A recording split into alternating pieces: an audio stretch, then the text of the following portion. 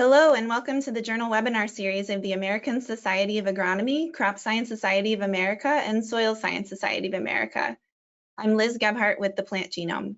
We're glad you could join us today for what plant breeding may and may not look like in 2050.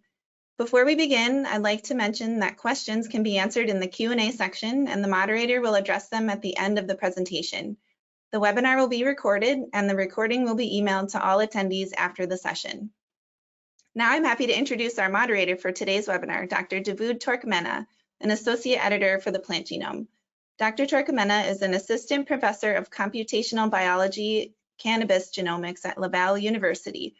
Dr. Torquemada's research lies at the intersection of genomics, phenomics, metabolomics, and artificial intelligence. With that, Davood, I'll hand things over to you. Thank you, Liz, and thank you all for taking the time to join us today. We are excited to continue this monthly webinar series, which features the latest research published in our society journals. As Liz mentioned, please enter any questions in the questions and answer section, and we will address them at the end of the presentation. Without further ado, I'd like to introduce today's speaker, Dr. Rodomiro Ortiz. Dr. Ortiz works as Chair Professor of Genetics and Plant Breeding at Swedish University of Agricultural Sciences and holds both BSc and MSc, BSc Biology and MSc Plant Breeding and Statistics from the National Agricultural University of Peru, and a PhD in plant breeding and genetics from the University of Wisconsin-Madison in the United States. Dr. Ortiz is the recipient of numerous awards and accolades, including the prestigious King Bowden Award from the CGIAR. Dr. Ortiz has deep and extensive first-hand experience of management, research, and breeding across the developing world, in the Nordic region, Europe, and USA. Today, Dr. Ortiz will speak about technological and societal changes influencing the new generation of plant breeders, moving them further away from fieldwork, emphasizing instead the use of genomic-based selection methods relying on big data. He will discuss what skills plant breeders of tomorrow might need to address challenges and whether their time in the field may warrant it. His full report on this topic was recently published in March issue of the Plant Genome and was part of the special section entitled Genomics of Abiotic Stress Tolerance and Crop Resilience to Climate Change. Dr. Ortiz, welcome, and the floor is yours. Many thanks for the introduction, and also I would like to thanks to the Tree Society for the opportunity to have this presentation. And I need to say good morning, North America, and it's going to be good afternoon or evening here in this other side of the North Atlantic. And as mentioned, the topic of today's presentation is about what plant breeding may and may not look like in 2050.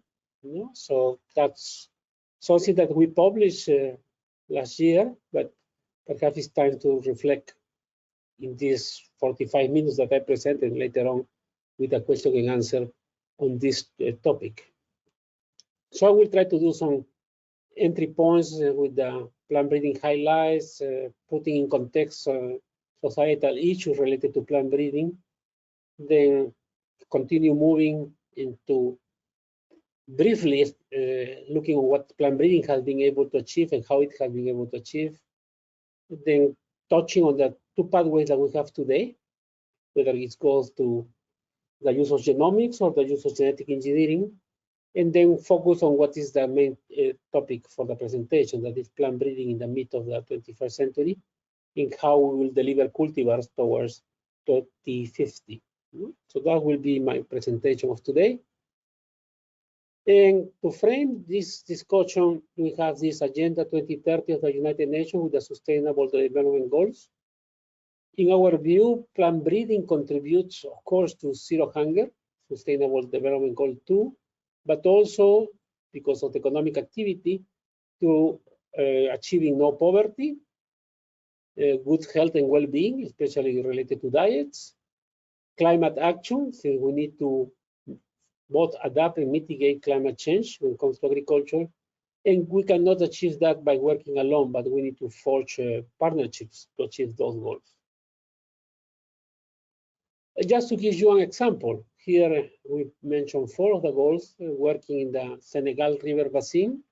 We have been breeding durum wheat in collaboration between several organizations, like the International Center for Agricultural Research in the Dry Areas, the National Institute of Agricultural Research in Senegal, the same for the one in Mauritania, and universities, both in Senegal as well as in Morocco, and ours here in Sweden, with the funding from the Research Council of Sweden.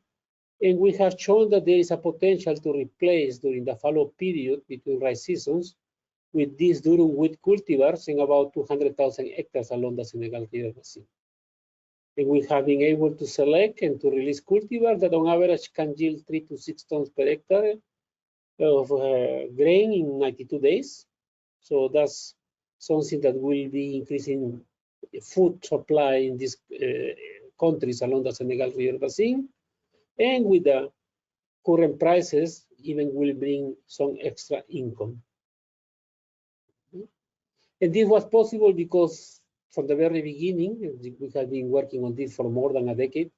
We defined the breeding objectives, basically the product profile, knowing that we need to have a crop of about 3 months with yields that are above 3.5 tons per hectare, that will be grown when the temperatures are high, more than 30 degrees centigrade, with the use of irrigation water, because that's the dry season. No? And we to do that in a way that will be sustainable. And the harvest of the grains needs to meet the demands from the millers regarding some quality characteristics. How it happened, like I said, these breeding objectives were defined with the stakeholders. We identify those characters and the alleles governing the characteristics. We use DM markers as selection aid to estimate breeding values. We did multi-site testings in the target population of environment in over years. Finally, we did all the process to release, even according to the law of Senegal, new cultivars or genetically enhanced embed technology.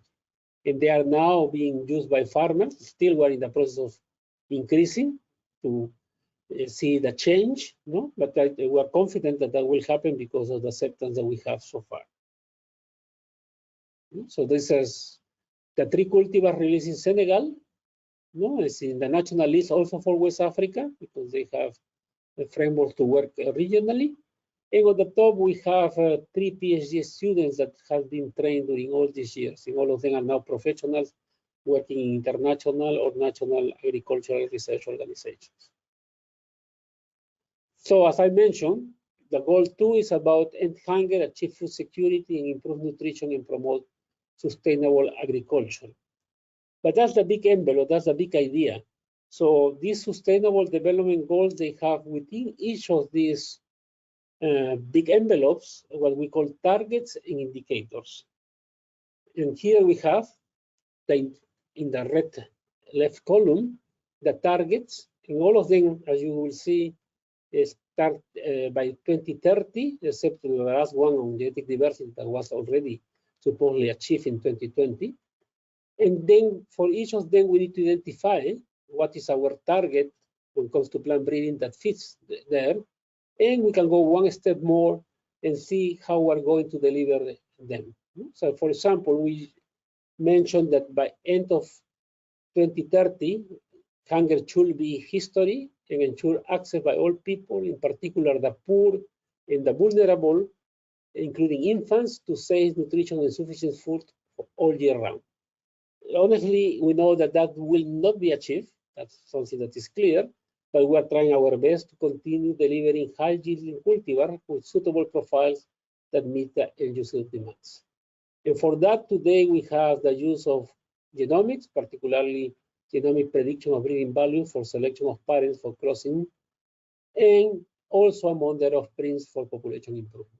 And we can go one by one of these targets. Malnutrition, we can develop cultivars that will be then having improved nutritional quality, particularly to feed children, women, and elders. And here we can, for example, rely on advances in genetic engineering that our DNA marker aided breeding. Improving the agricultural productivity, that means that we need to release cultivars that will be not as productive as they are today, but more productive because the population continues increasing. And for that, we need to engage more with the people who are going to do the change. That's the reason that we need to advocate participatory plant breeding, of promising germplasm by testing in the farms, and then change the way that we release cultivars. The system needs to be sustainable, and for that, knowing that we are facing global warming, we need to have climate resilient, resource use efficiency cultivars adapted to this change in the climate that produce more with less in different agroecosystems. And for that, we have different tools that are available today in the plant breeders tools, phenomics, enviromics, genomics, that will help us to achieve that objective. And finally, among those target indicators relevant to plant breeding or crop improvement, we need to maintain the genetic diversity of seeds. And on that, we have, of course, the role of the gene bank, but the gene bank needs to be properly used, and for that, we need to characterize and evaluate more of those genetic resources and put some of these materials, a sample of these materials, perhaps by forming core subsets that are characterized and evaluated so breeders and other users can access them for further manipulations. And on this, again, genomic prediction is proving an interesting tool for searching for the desired characteristics. So we go, and this is a graph I took from an association of plant breeding here in Europe. It has been a long way for what was the beginning of agriculture. When we going backwards, we'll start realizing that there was a woman selecting the seeds of what became the first crops in the Fertile Crescent, in today's Iraq and Syria, that were perhaps Emmer wheat or spell wheat, and then it's a long way of many crops along the way since then that has been changing also the way that we have been doing breeding. A landmark, of course, in that process has been the formulation of the law of inheritance by Mendel, rediscovered at the beginning of the 20th century, and then, of course, the double helix of the DNA that was also in the 50s, in 1953, the publication. And from then we have been witnessing advances after advances. And again, taking from an article published in TAG some years ago, we can see that from that process, we have been relying on genetics, on understanding the process of selection, sometimes unconscious selection, that's what we'll say from the first people who start domesticating crops, mass selection that has been the work done by several centuries by farmers, and since the rediscovery of the Mendel's law, we have been witnessing more organized or more scientific-based plant breeding, with Mendelian crosses, pedigree selection. In the 80s, toward the end of the 80s, we start testing marker-assisted breeding. In the 90s, we have genetic engineering to transgenics, and more recently, we have both genomic selection and gene editing. So that's the way that we have been seeing the evolution of plant breeding. And plant breeding, as we know, is about crossing, testing, selecting, and the best crossing is a kind of recurrent selection scheme that could go in circles when we talk about population improvements, but also the best materials, the leads, will be going into the cultivar of variety pipeline to develop new germplasm that will be then used by farmers to increase both their harvest as well as their profits. And we have that equation that it's measuring those progress. It's a genetic gain or the breeder's equation, that to translate that equation into something much easier to understand is about the selection response being increased by gains in accuracy, by selection intensity and genetic variation, and in the denominator, that's an important factor, how to reduce the time for the cycle. So that's what basically we have trying to do in all this year, and we continue doing, and it's a way of measurement of our progress. And what at the end, basically, we want to do is, whether it's phenotypic recurrent selection or other methods, to continue pushing the mean of the population towards the desired site. In this case, it's toward higher values towards the right, and that's what we have been doing in plant breeding in all these years. But also in that process, we can have some trade-offs. Sometimes we know those characteristics that we want to breed are not always in the same direction when we do the selection, and then we need to start then thinking on if we are going to win on this characteristic, we may lose in these other characteristics. That's something then that we need to find ways to mitigate these trade-offs in plant breeding, because that equation that I was showing, unless we use a selection index, is basically for each individual characteristic. In the plant breeding, if we go more on the commercial side, is about what we do mostly in the academics, trying to understand the characteristics, trying to develop integration tools, but then when it comes to variety advancement is the application of that knowledge into advancing, especially when it comes to the seed entrepreneurs or the breeding entrepreneurs, elite germplasm. And for that, there's making the crossing in the selections, the advanced materials, the leads will go into trials that will take time, and that will also require specific experimental designs to be rigorous in the evaluations. And finally, the cultivar that will be released is identified and goes into the introduction. And that cultivar will last depending on the country, depending on the characteristics and the certain by farmers, different years in which it will be used by different people. The other is that sometimes, especially this year that we rely so much on project funding, things takes time. Just to illustrate an example that I'm familiar with since I was part of that, is the improvement of banana and plantain for Africa. It was a program that started in the late 80s, it still continue going with many people involved at different stages, with people who had the vision, like Professor Edmond Delange, who died a few months ago, and his students like the late Dirk Bulsterske and Ronnie Swenen, who is still active on this, that have been then leading this process. And today we have several cultivars that have been released, especially in East Africa, as well as in West Africa for plantains, because these cultivars are now changing lives of people. But that took many years. It was a perennial crop, long term. It's not easy to do the replacement, but long-term commitments also are important when we do this work.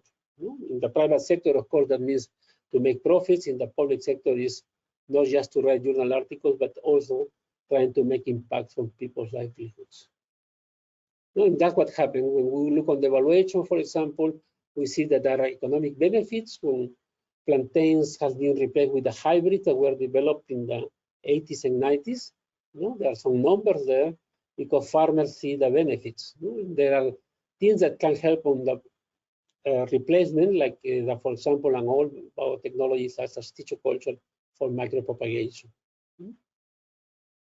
And today, those plantains are grown in different African countries, in Central America, South America, also in Asia, and the new highland bananas in Eastern Africa, particularly around the Great Lakes. Again, we can say, yeah, but what was the progress that was made in genetic terms? And this is the classic graph I think I took from one paper of Moose and Moon, that illustrate clearly how the genetic gain will be expressed on moving the mean.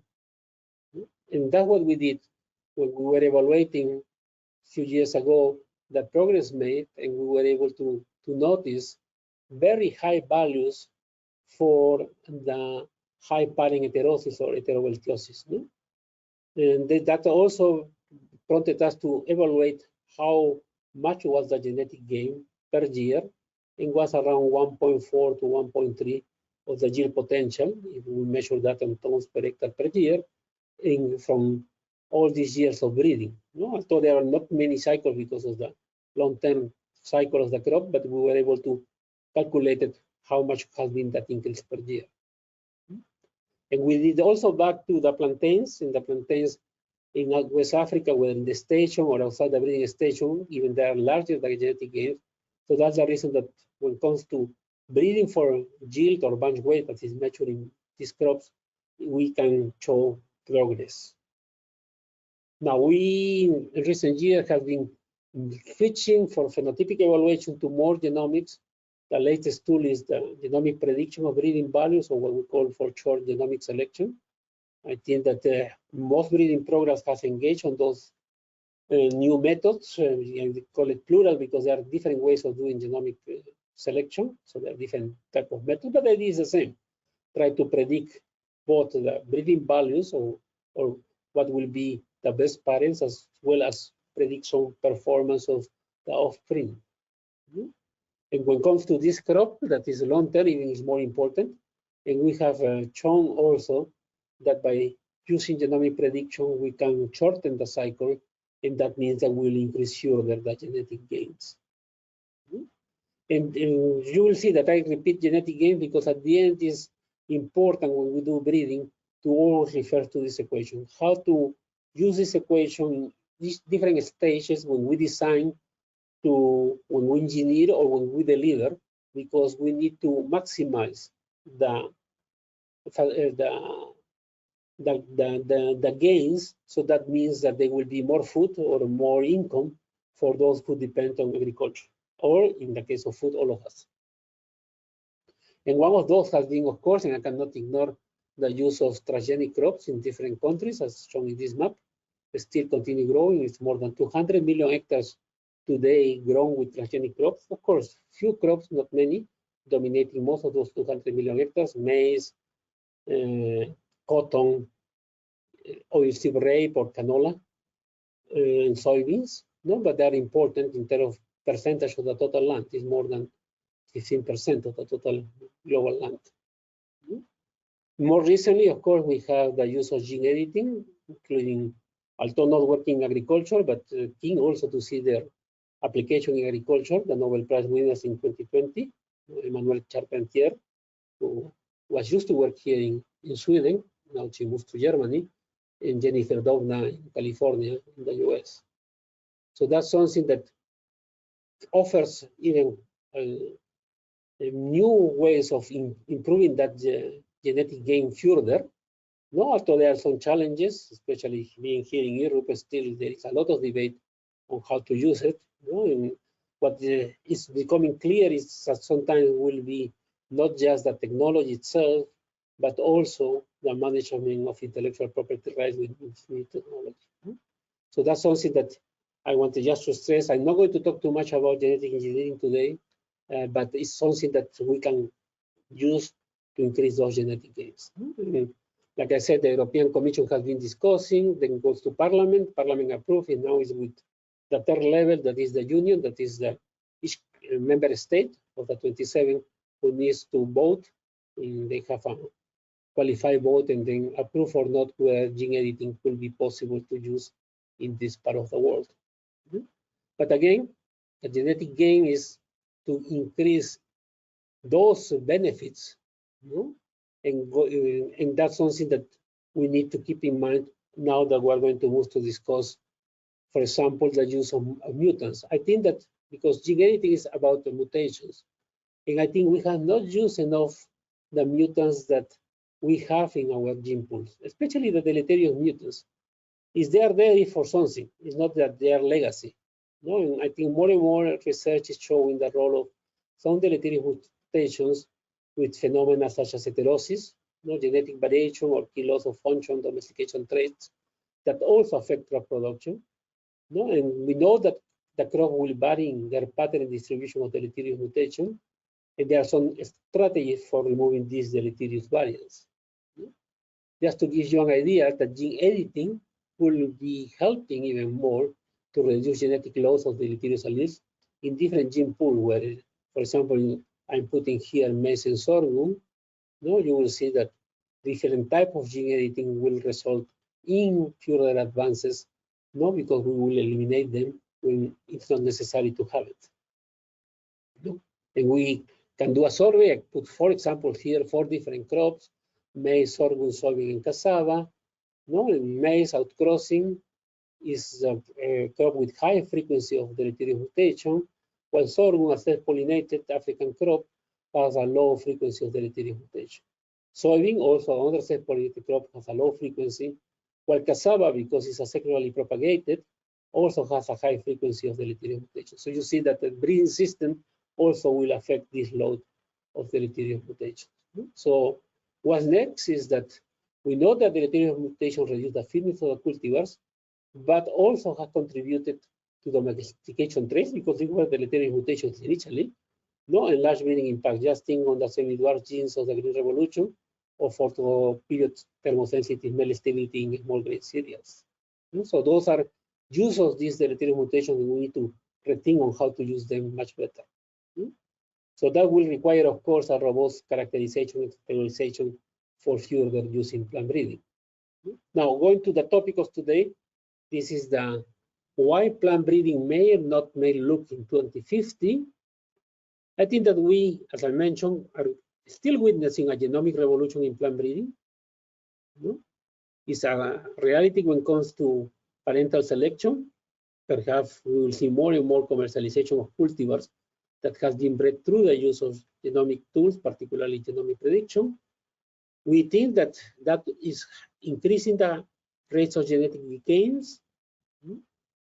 And also, and that's a matter of concern, we think that some people may be left behind, especially in countries or in companies that they will not be able to afford what means the platform necessary for implementing these new genomic based selection methods. The other is that we envisage, and I will explain it, that there will be new providers of several services that will be coming into the scene of plant breeding, and that will have an impact on how we look at plant breeder in the future. Just to remind, genomic prediction is trying to use information coming from phenotyping, genotyping, co-ancestry, population structure to try to use them as an index, the genomic estimated breeding value for selection.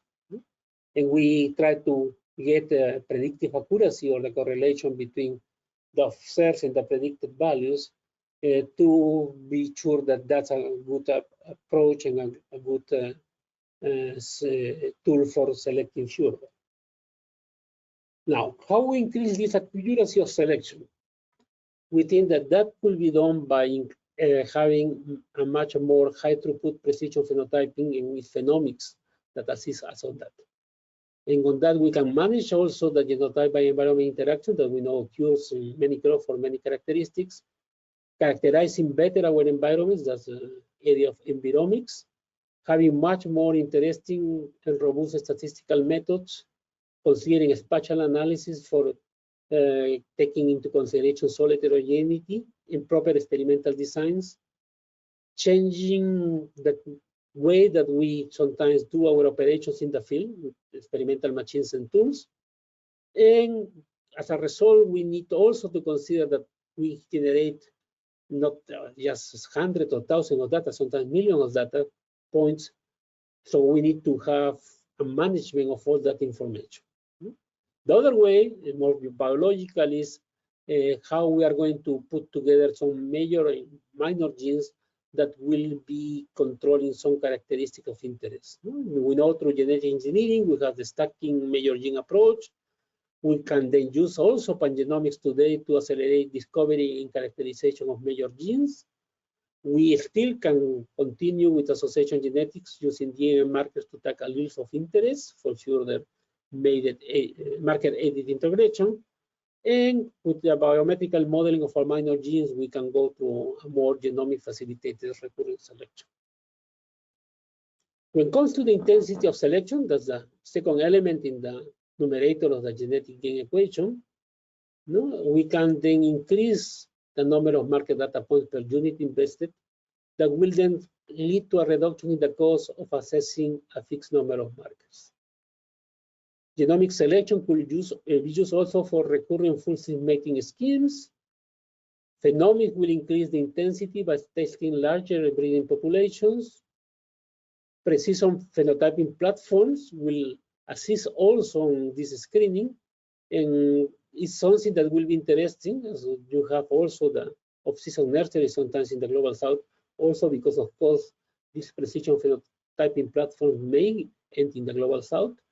And the other is mobilizing those interested in agriculture, particularly farmers, that will be to assist in science approach, helping us on the testing, no, in their own conditions. That will have then a larger number of environments and more data that will then increase also the intensity of selection. And the third element is the genetic variance. No, and we think that there is still a lot of diversity unexplored in the gene banks, and is basically because we are not having enough characterization and evaluation of those materials. The other thing is that we need to distinguish that yes, diversity is important, but useful variance for the characteristic of interest is what we need for breeding. So we need also to do the genetics behind each characteristic, and we cannot just rely on genetic diversity or variability. No, that the approach of crossing the best and by the best and select the best can eat quickly the variant, because it will promote a rapid fixing of preferred alleles until finally there is no more. No, and that the landrace germplasm and crop-wall relative will be allowing us to tap that useful variance, and that's the role of pre-breeding or germplasm enhancement. It takes time, and is something that perhaps is more suitable for the public sector than for the private sector. The recycling time is something we cannot ignore, no? And that sometimes is expressed as the time that elapses between a cross is made until it's remade again. In the past, we have been using, or still we use, chattel breeding. No? Norman Burlock in Mexico with the semi-dwarf wheats that he bred there. The use of double haploids in the 60s, or even clonal propagation. No? Now we have speed breeding, or this accelerated greenhouse generation using long artificial daylight and controlled temperature is something that we then can also shorten the cycles, and especially we couple that speed breeding with genomic prediction. No? Like we will be predicting performance before field testing, so we will reduce also the recycling time. Now, that comes to then the discussion of what we see as delivering the cultivars toward the mid of this century, basically about 25, 26 years from now. No? So we will still, plant breeding will focus on releasing new cultivars or varieties. No? We will have a lot of information also from breeding programs and gene banks, but rather than documenting that with just data, we will have a lot of DNA sequences that will come for a lot of this characterization with the different tools that are every day changing and becoming cheaper. We will have also a repository of phenotypes, because we will have testing trials and we will be able to manage together the information. So we are now creating databases of several thousands or millions of data. And for that, we need to start mining that data. So that will require that, because it's impossible that just one person or one group in an institution do it, to try to identify who can help us on that data analysis, for example. So also, we will see that we are witnessing those things happening already, that more and more there will be different service providers. For example, many laboratories now are doing the genotyping. We don't do it any longer by ourselves. We rely on big service providers on that. Others may be doing more on the characterization and evaluation through phenomics. There will be others just characterizing germplasm for fingerprinting. or de novo sequencing. So you have all these service providers coming into the picture of plant breeding. No? So that's something that we need to consider, no, as we go in the line. Then what is the role of the plant breeder in the future? When I was trained, I learned genetics, I learned experimental design, biochemistry, molecular biology, botany, no, because we were thinking in those days, I need to know all this to be able to be a good plant breeder. In the way that plant breeding is evolving, in the future, it's impossible to try to do everything. We need to rely on these service providers, and we need to be able to evaluate them. We need to have tools to evaluate who will provide the best service at the good value for the cost of investing on their services. So those are things that we will see in the future, changing from what it's today. I don't think that we can see more breeders just going to the field to select. They will come to select with a lot of information that has been provided on hand, no? And they will be relying on these service providers. So that's something that I think will happen. No? And with the same, when we go to the use of different systems for evaluating before a variety are released, we have been relying on multi-environment testing across sites and over years, but also more and more we will be seeing the involvement of more of the farmers, especially on a participatory approach, and then we need to change the way that we interact with them, not just as a tester of our materials, but also somebody who will guide us on how to select, because they are the ones that are basically knowing more than anybody else what they need in their farms. So what I will see just to recap for closing, since it's almost 40 minutes since I have been talking. Today, we still rely on phenotypic screening for desired characteristics in a breeding population or a sample of gene back transactions if we do pre-breeding to identify useful source of variation. I think that we will see more and more is in the beginning or in the infancy, the use of genomic prediction, no, with phenomic for being used for characterizing target traits of a mini or a core subset that will be the training population to screen the whole gene bank that will be the breeding population. So we develop a model based on the mini core to try to tap on the whole variation on the gene bank. We today select parents meeting desired characteristics based on pedigree or priority testing for combining ability. We will select parents, or we are selecting parents already, based on the genomic estimated breeding value for desired characteristics. We have used the off-season nursery, single seed descent for advancing generations, following either a pedigree or bull selection approach. And we are now moving more and more into a speed breeding coupled with genomic prediction for advancing many generations per year that may undergo phenotypic-based stress trials in a greenhouse. Multi-site testing over years or cropping season in the target population of environment of promising bred germplasm is the way that we still do to test the phenotypic stability. I think in the future that will change to focusing target multi-site testing as an environment-led characterization that will be coupled with genomic prediction of suitable bred germplasm for the desired environments. Back crossing has been used and will continue being used, or even market-aided integration of major genes to elite bred germplasm. So in the future, I think that will be perhaps replaced by gene editing, no, of the desired characteristics in the elite materials. Crossbreeding with market-aided selection has been also used for inbred line development, or and I think in the future we'll be seeing the replacement for genomic prediction, particularly to drive genomic recurrent and reciprocal recurrent selection cycles or schemes.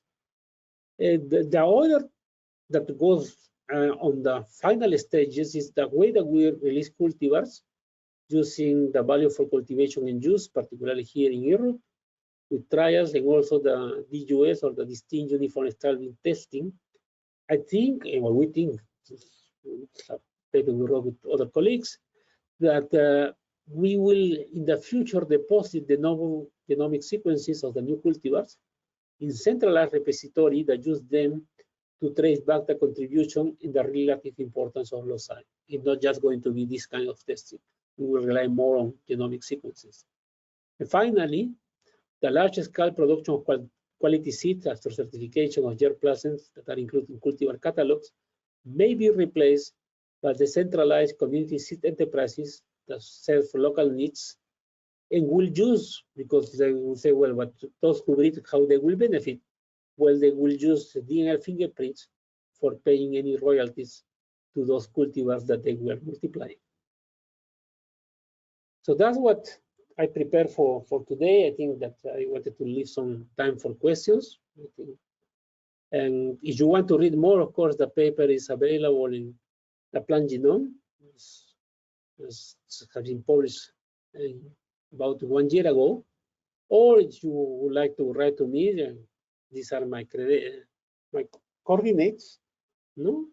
And I will be happy to answer any questions by mail or now that we are coming to an end. And as written by Jonathan Swift and Gulliver Travels, where produced two corn cobs or 2 blades of grass where only one grew up before the served the best of humanity and serves his country more essentially than the entire race of politicians put together. I think he was capturing in that what is the essence still of a plant breeder, or what will be the plant breeder in the future, because that's our mission. Thank you.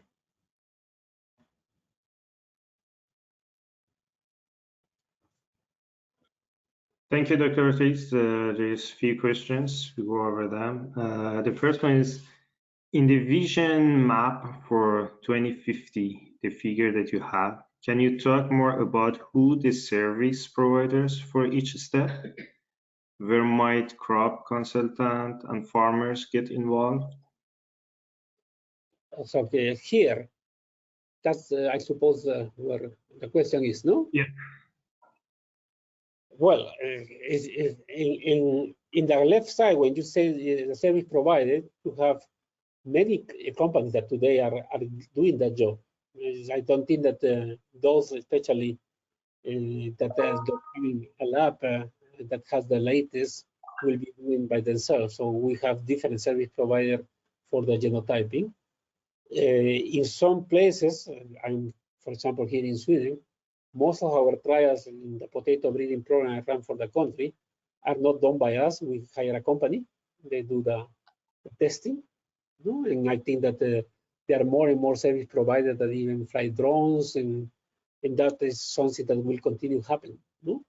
So those are things that I will say those companies are already available, and they will be increasing and becoming more sophisticated in the service they provide. No? The same with the work on fingerprinting or de novo sequencing. When it comes to a service provider for accelerated inbreeding, that will be those facilities that we can do speed breeding. And I was saying that perhaps because of the cost of labor and energy may go into the global south. We also need to think when it comes to genomic prediction, the statistical support needed for that. There will be specialized services for that. So, and then when it comes to finally the testing, we will then, through partnerships more than service provider, we need to engage more and more with farmers to start doing much more decentralized testing of the material we are breeding for. Great. The next question is, how do you view gene editing as a tool to increase the useful genetic variants? And the second part of the question is, can we use gene bank data and engineer new alleles as a replacement for crossing with land races? Yeah, on the first, I think that what looks promising is that we can then have more site-directed mutagenesis with gene editing, so that new variants will bring more variation, and we need to, of course, characterize and see the value of those variants. But that's the easy way that I could see the advantage of having gene editing. Also has been advocated to accelerate domestication of crops or to use wild species to then have some shortcuts toward the use by breeding program with gene editing. When it comes to the second, I think it's we have a lot of information in gene banks. If we are able to do more genomic characterization, even with some of the sequencing, perhaps not of whole, but of key materials, then we can get some enough knowledge to know from where we can tap the variation we need for breeding. Now, if we are going to use that to develop new alleles, it's something that I will don't want to speculate because that's very speculative, but I suppose as we go with advances in genomics and other aspects of science in the near future, that may not be impossible. As far as I know, it's not being done today. Great. The next question is, drone wheat grown in Africa, Jamaica, etc., is often exported. Does this help with agricultural self-sufficiency in these countries? Can you repeat the first part because I didn't hear? The question is, drone wheat grown in Africa, Jamaica, etc., is often exported. Mm-hmm. Does this help with agricultural self-sufficiency in these countries? Okay, any country that exports food is for two reasons. First, because I suppose we live in a world dominated by economy. They want to get some income as a country. I was born in Peru. I have been out of the country for almost 40 years. But if I go to Peru, the coast is a desert, but you will see that they are basically having all the type of horticultural crops in particular that go into the export market. Some of them are not even eating in the country. Peru became, I think, the largest exporter of blueberry. That's a crop of North America. Displacing Chile. Because there is a big market for blueberry because of antioxidants. If you ask the Peruvians if they eat blueberry, they don't. Now you may say, well, it's not contributing these things then to national food security. It depends because then you get enough currency to buy what you don't produce. In Peru, need to buy a lot of wheat, a lot of maize, soybean, because we don't produce enough maize or wheat and we don't produce soybean at all. So that's, I think, what we need to consider when you talk about food security. Is not just producing for yourself, is producing, in this case, to the exports of some of these commodities to get enough income to be able to import the food that you cannot produce. I hope that answered the question. Great. The next question is, what are the key academic and educational changes that need to be made to enable training of the next generation of plant breeders? One big one, I think, is to develop in plant breeders entrepreneurial skills. We still, I think, continue dominating the curricula, but a very academic approach of plant breeding. We still will need the genetics and advances in molecular and cell biology, what we call today perhaps genomics and genetic engineering, and knowing agronomy, horticulture for horticultural crops. All those things are necessary, but we need to have also skills in the people who will be more entrepreneurs. Entrepreneurs, why? Because, as I mentioned, they will need to deal in the work that they will do to develop a new cultivar with several other companies, because they will not do it all by themselves. I think that will be one to change.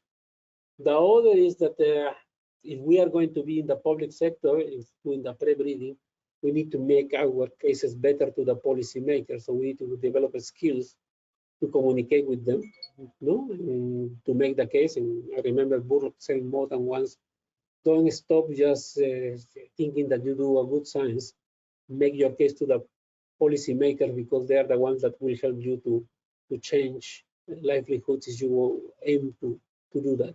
So I think those are the two things that still I think we are behind, to have more entrepreneurial skills in the training of the plant breeders of the future, as well as developing in those plant breeders the ability to make their cases to policymakers, or more in the private sector to the business people.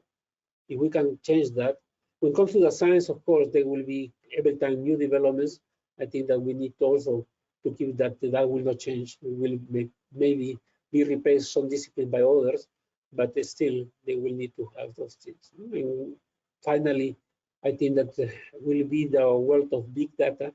So we need to have very good skills for managing and analyzing the information, all these millions of data points to make finally a decision. So decision support tools also will be necessary for managing that big data.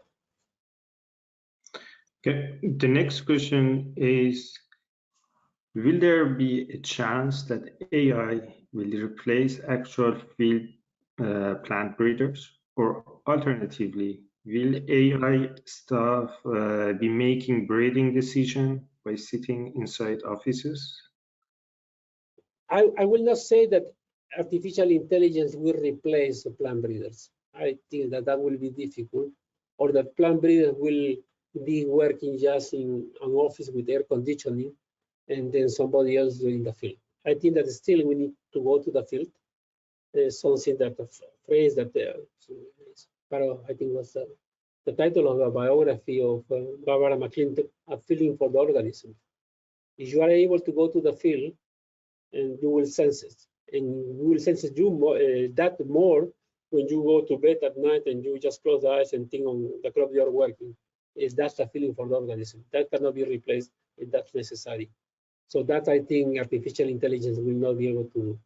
The second is that we will use artificial intelligence without doubt for handling the data, for the decision support tools, but at the end, the final decision will be with the breeder. No, I don't think that the decision will be done by a machine that will be trained by itself to decide what should be selected. At the end, will be the breeder in the field, combining what is the role of the plant breeder, the science with the business and the art. And that part of the art, I don't think artificial intelligence will be able to do it. The next question is, the goal of sufficient food by 2030 is not just a job for plant breeders. Who else is working on this goal? Of course, food security goes beyond plant breeding. The advantage of plant breeding has been demonstrated. The best example was the Green Revolution, that through genetic improvement, we can increase productivity. Of course, there are other things that didn't go well, and we are always open to correct those things. But plant breeding through genetic improvement plays an important role. But we know also that there are agronomic improvement that needs to be considered. So it's not just plant breeders, will be people on crop management. There will be also people on plant health, because sometimes we know that there are other interventions, biological control, the management of the microbiome that are necessary. In plant breeders, when they breed for trade, they don't work alone. If you are going to breed for a physiological trait, you need to have plant physiologists. No, and more important, you need to do that in the context that if you are going to replace cultivars, there are some socioeconomic factors that call for bringing other people to work together with us. So when I was saying, yes, we contribute to the SDG 2 on zero hunger, is because I see that as the major contribution of plant breeding, but it's not going to be achieved by us alone. It will be achieved with other people working together with us, in which perhaps we will be part of a team, and that's our contribution. We can do the genetic improvement because that's what we have been trained to do, and we know how to do it.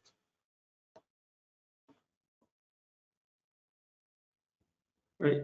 The last question can say, how can we reduce the cost of testing in the future to increase genetic gain? Well, something that is, you will see more papers on that, is that with genomic prediction models, we can predict genotypes in sites that have not been tested. So that means that if we have a very robust prediction of breeding values, we can do that. So that's, I think, a way to reduce the testing, that instead of going to every site, we will have a good meiomic characterization of the environment, and we have a good model for prediction, we may be able by that to reduce the need for testing each site, just by having that as a very robust model for prediction based on genomic information, based on characterization of the environment, based on some trials, yes, but that's part of the equation.